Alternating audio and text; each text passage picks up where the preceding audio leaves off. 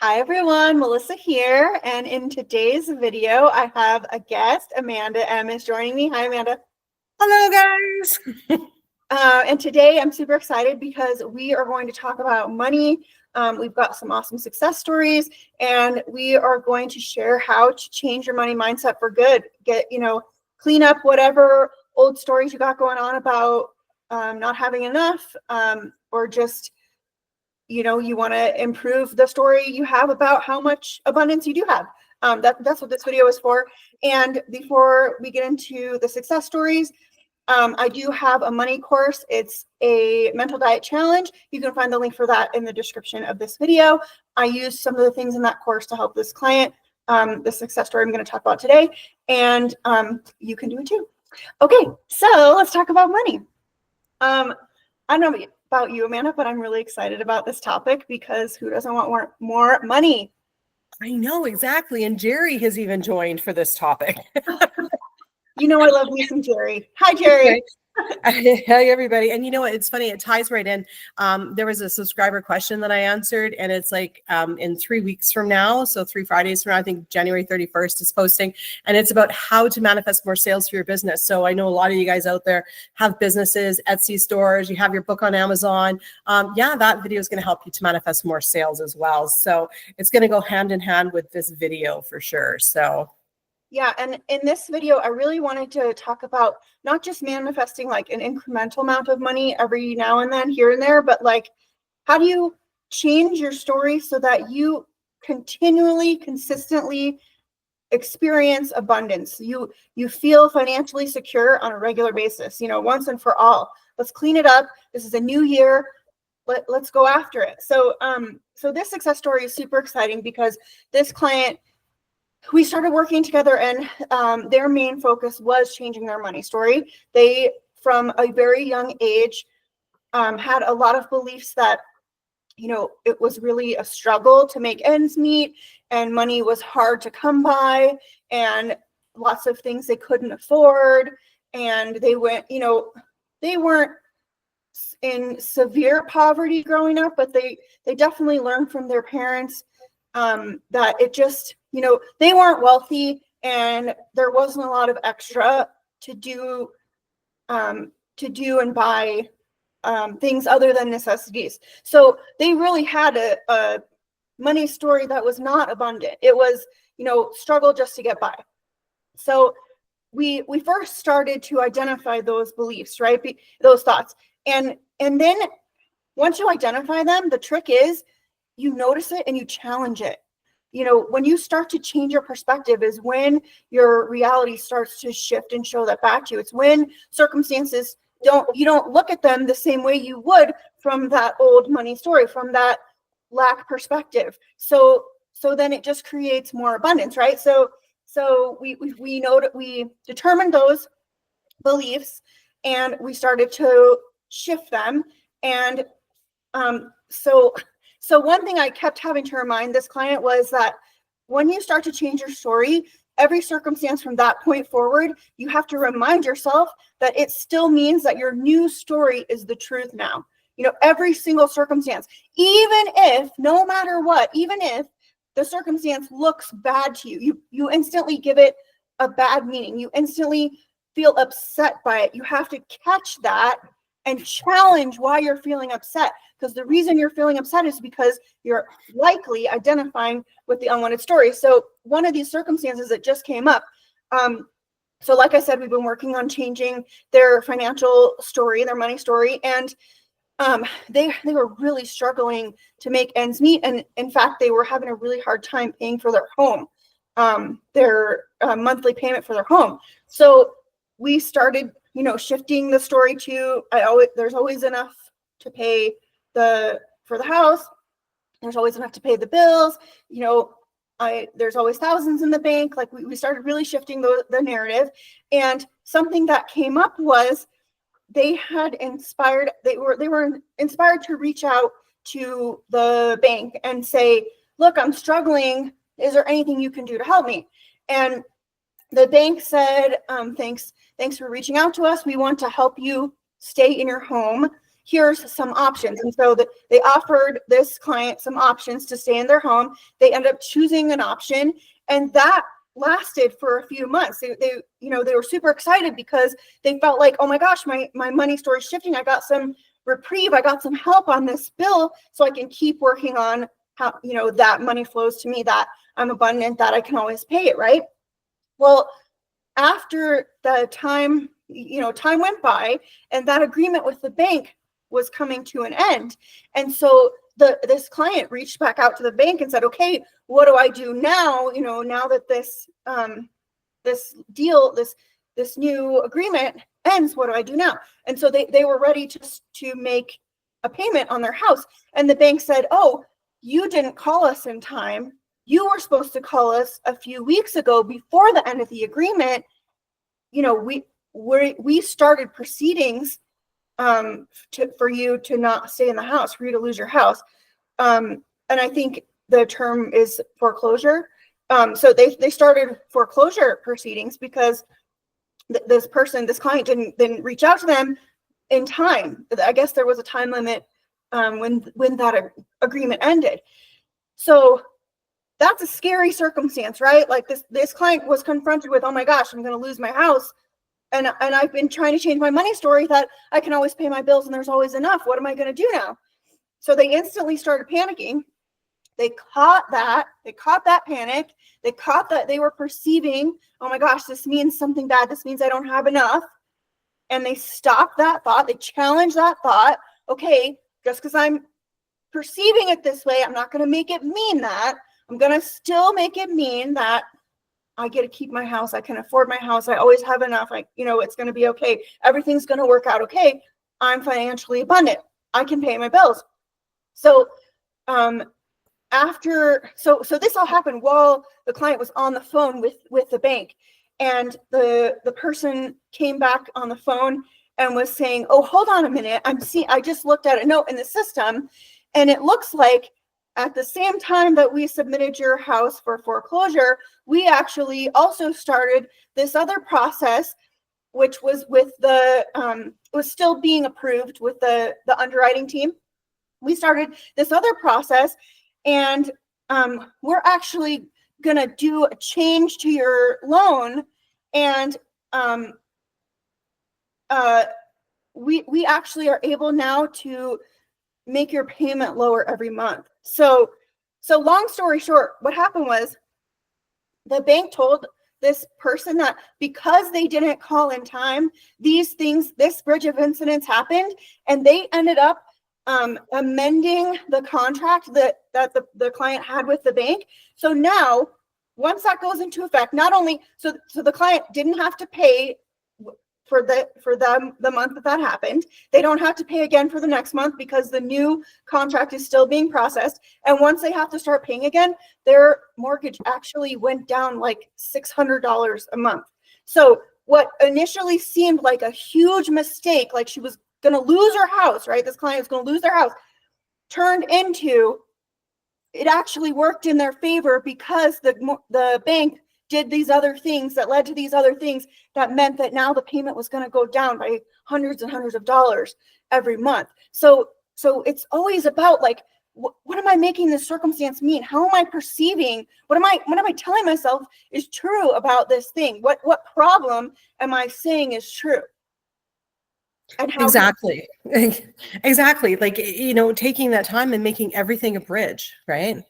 Yeah. So this client is still continually working on, assuming the new money story of abundance and that they can always afford everything. But this certainly helps it because now, even if no more money is immediately visible in their mind, like they haven't seen a circumstance where more money is coming in, they just made money because now they're paying less for their home, right? So everything is trying to let your manifestation unfold. If you will allow it, it will always be a bridge. So in this case, it's a bridge to her abundance. It's a bridge to her financial security. It's a bridge to that new money story. Exactly. And you know what? And I love it. It's not for me, right? I agree. It's not just about manifesting money. Like basically I wanted my mortgage only like a few $100s more than what my rent was before I bought this place. And that's exactly what happened. I always create that every time I go to the grocery store, everything's on sale. I always create that I get the cheapest gas. Like I create sales and deals everywhere. So it's not just about manifesting more money. It's about manifesting spending less money on things that I need and whatnot, so I can spend more on things that I want. And then I also intend that the things that I want are like dirt cheap, right? So, not everything has to be expensive. Not everything has to be, anything, and yeah, I always say a penny saved here is a penny spent somewhere else. But, I think another really important thing, above that is to be prepared for your triggers. Okay. So for instance, when a bill comes in and we sometimes get anxiety that we can't pay it, what I always did was I said, you know what? No, every dollar I spend, I get like $500 back within a week, or $2,000 within a week through my business or whatever. And then, and I said, I always have enough money, to pay my bills. So, if I go to the grocery store, spend money, and then if I'm starting to get anxiety, I would say that mantra that I get it back 20-fold or whatever. Same thing with bills coming in. I'd either say, look at, I intend that this bill like completely just goes away or it cuts in half, or, I've got more than enough money to pay it. So it's always just constantly like, I went in to get my car serviced, and the guy was like, okay, we got to do like the airbag recall, the oil change. And he's like, oh, we got to do a tire rotation. It's gonna be like 200 and something. And I was like thinking to myself, I only want to spend like 100 and something. I really don't want to spend 200. I'm like, that seems kind of steep, And then all of a sudden after I go in and he's like, oh, by the way, you didn't have enough kilometers for the oil change or the tire rotation. So it was only 100 and something. And I was like, okay, and like, they also sent me a thing going, oh, get your car washed and waxed for $60. And I was like, well, I thought they washed it and vacuumed it for free when they do the service. So then I was like, you know what? I was worried they stopped doing it and now they're selling it for money. And I thought, no, you know what? No. They're just doing wash and wax as a separate thing. They're still going to vacuum and wash it for free. And sure enough, they did, right? So like, you got to watch your assumptions in those moments, right? Like, do you want to complain about gas and have gas prices go through the roof? I mean, if you do, good for you. I mean, or, or you can intend that they're always the lowest and you get the best deal, right? And the other part of that is celebrate the wins, even if they seem small to you. Even if you get a raise at work and it's $4, that's more abundance coming your way. Allow for more by being, open to that and cheering it on, right? Like, because the more abundance you notice, the more you're going to keep noticing, right? It's what you focus on grows.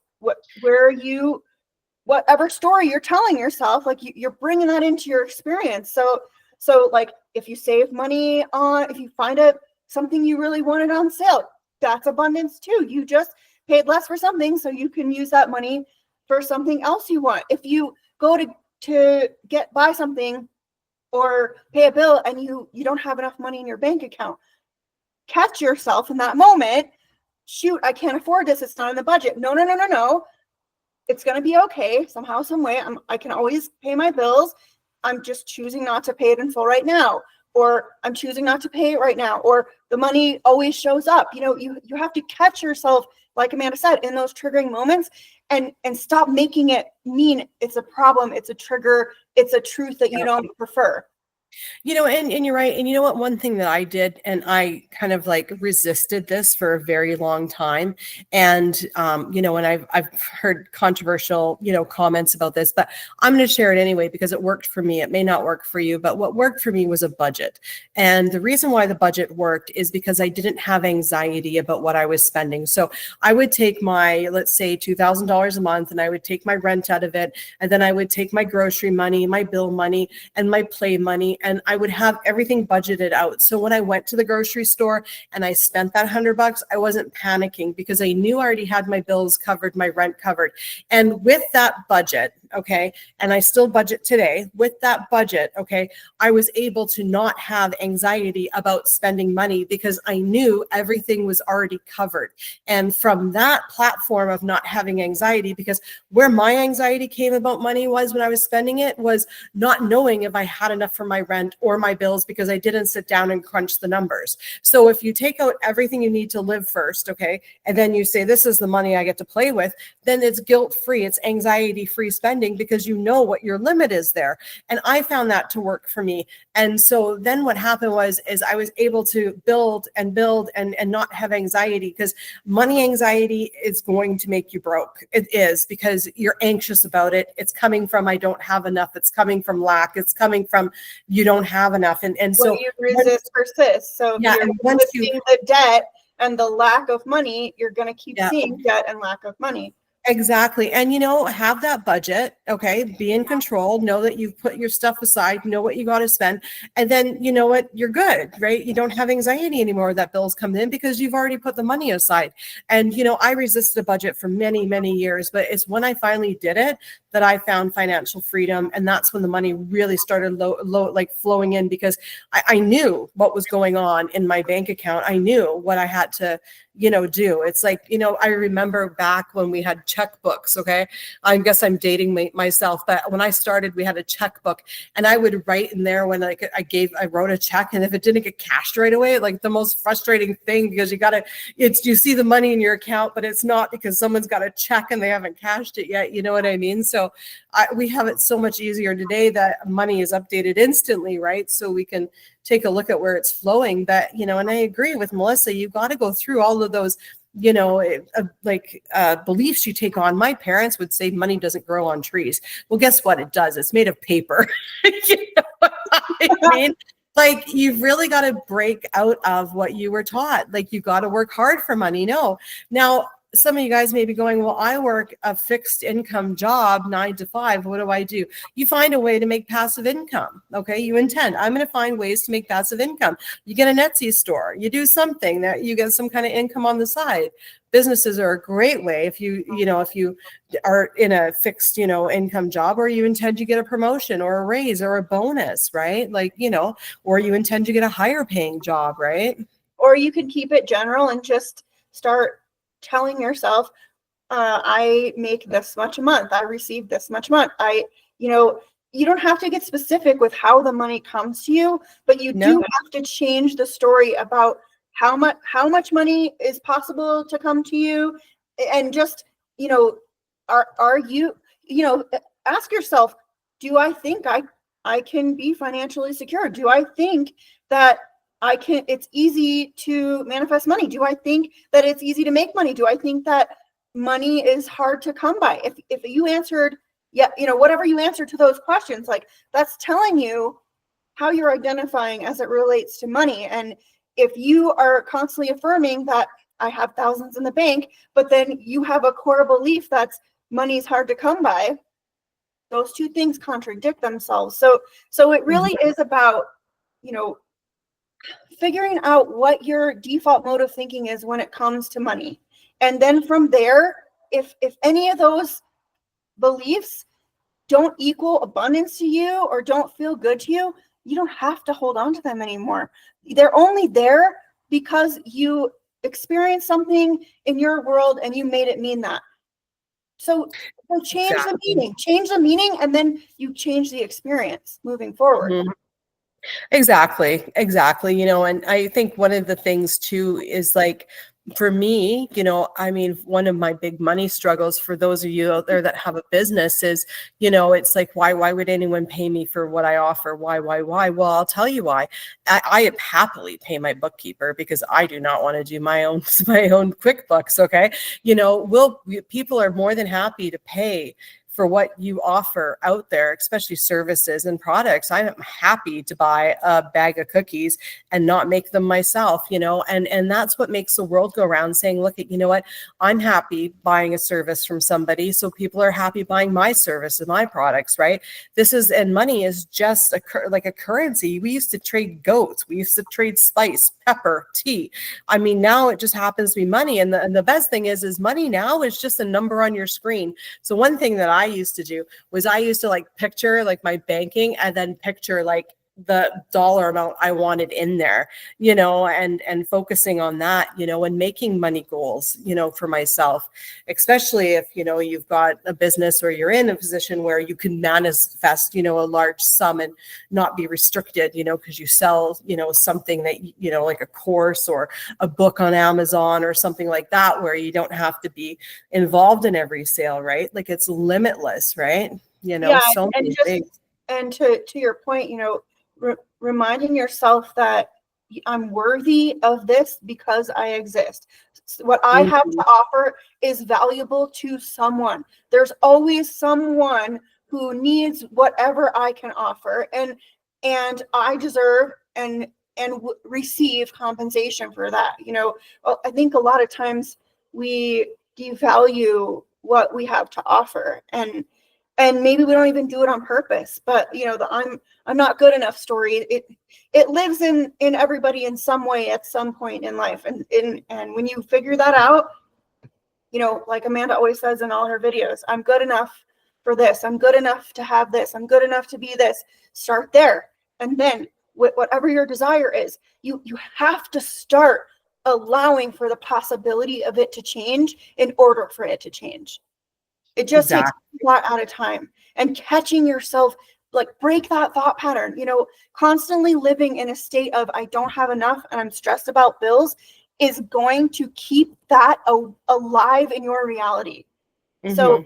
if you continually talk about how you don't have enough and continually worry about how you don't have enough, your story is not changing. You can affirm all day long, but if you go right back to worrying, you're not actually changing your story. You're not actually shifting your perspective so that your circumstances can shift. Exactly. And some things that you can say is like, I like to create these. It's easy to manifest money. I effortlessly manifest money. Everything that I want, I get easily. Everything I buy is always on sale. Everything always works out for me. People are always buying me things. Money flows to me easily and effortlessly. I never have to worry about anything. I can always buy whatever I want. I can always go on vacation as much as I want, just all those things, like, and not just manifesting the sum of money, but what are you going to do with the money? I think that helps to really solidify it. Like, just in a relationship, okay, fine, you're married, but what are you going to see, hear, and feel when you are married? Like, what are you guys going to do together? So what are you and money going to do together? Well, we're going to walk hand in hand in Paris and go get us a cup of tea and a croissant, on the side of the sidewalk, and listen to the Paris traffic. Money's going to take me to Ireland, and I'm going to go see a bunch of people. I'm going to go to the, I don't know, the Guinness, brewery, and what are you going to do with this money, right? I think that's also important to add in there. Yeah, think about, like, fall in love with your desires, and Yeah. that's why Neville was so big on imagining and sex, because it's transporting yourself to that place regardless of what your reality shows you, and just hanging out there and having fun there, and enjoying the idea and the possibility of the new experience for you. And something I like to do when I'm feeling really triggered or stuck in a belief I don't like is, okay, everything has its opposite. So if it's possible for me to be broke right now, it's also possible for me to be rich right now. And then I think about, okay, well, if my mind starts fighting it, I'm like, well, no, it's not, because I can see there's only this much money in my bank account. Well, compared to somebody who has $12, me having $20 is rich, is abundant. So Mm-hmm. there's it's always true. What you want is always true. It's always a possibility. It's just, what perspective are you choosing to look at? Like, what lens are you looking at it through? Just Mm-hmm. like, let's use an example that's not money. So I identify as somebody who is short. Okay, I'm short. But if it's possible for me to be short, it's also possible for me to be tall. So compared to other adults, maybe that I hang out with, I might be short. But I could go into a room and meet somebody that's 3 inches shorter than me, and guess what? Then I'm tall. I'm tall in that room. Now it's true that I'm tall, right? So, like, literally anything is true at any time. It's just, what are you gonna hold on to in that moment? What are you gonna make? What truth are you gonna label something with in that moment? Am I going to choose to be tall today, or am I going to choose to be short today? Am I going to choose to be poor and stressed out today? Am I going to choose to be financially secure and abundant and happy today? And that's I love that. My way of getting rid of my fight in my head is, Amanda, your thoughts create. All you need to do is think it and you can have it. And that's it. That's all I say to myself. And then it's like, okay, yeah. So like, right, because I know my thoughts create. I am solid in that belief. So if I'm manifesting and intending for something I've never had before, or something that I've got a lot of resistance, that's all I say. And the story. And I'm like, my brain's like, yeah, okay. And then that's it. Like, we're done. We're good. And the fight is over in there, So build your belief in yourself. You can be anything. Like I look at where Create Your Future is now, and back when I was in my corporate job, and Create Your Future was just like written on the top of a sheet of paper, and that was it. And I've built it from just on paper to here and I never imagined, I wanted, but I didn't believe it. I just knew that my thoughts create, and all I needed to do was keep putting effort into it and keep on my mental diet. So, anything is possible. You just need to believe in yourself and the power of creating. You can't doubt that you can be, do, and have anything you want, right? And see yourself as that abundant, wealthy, financially secure person before it's in front of your face, in front of your eyeballs, in your 3D. See yourself as that person, and you will experience that reality from that, from that state of being. So I know I just want to reiterate, I know it can feel so hard. Like, how do I see myself as this when I can clearly tell you right now in my reality, I'm this? But that's the work. That's how you change it. You choose to believe, you choose to think something else is true in spite of what you thought was true before, and then it will shift. And if nothing else, just go general. Somehow, some way, I'm going to experience abundance today. Somehow, some way, money comes to me every day. Go general if you just really feel stuck. Exactly. You guys got this. Melissa, that's so amazing. I know so many people. Everyone watching this video is going to manifest some like unexpected money coming in the mail. Right? I know. I just thought that was such a cool success story, because that went from, oh my gosh, I'm going to lose my house, to, oh my gosh, now my monthly payment is hundreds and hundreds of dollars cheaper. And that client didn't even have to lift their finger. And actually they didn't even do what they were supposed to do. And it manifested in spite of that, or because of that. Right. So yeah. The circumstance never matters. The problem never matters if you start perceiving from the solution is here already. Exactly. That's such a great video. I intend everybody got something from this. I really do. Yeah, and if you guys need extra help with your money story, like I said, I have that money course it has a bunch of exercises to help you kick your butt into the new story and some affirmations. So check that out. Or I'm also around for one-on-one coaching. But you can do it too. If it's possible for you to be broke and lacking, it's possible for you to be wealthy and abundant. So go for it. Make this your most abundant year ever. Exactly. Awesome. We'll see you guys in the next video. Everyone, I intend to have an amazing rest of your week, and I'll see you in the next one.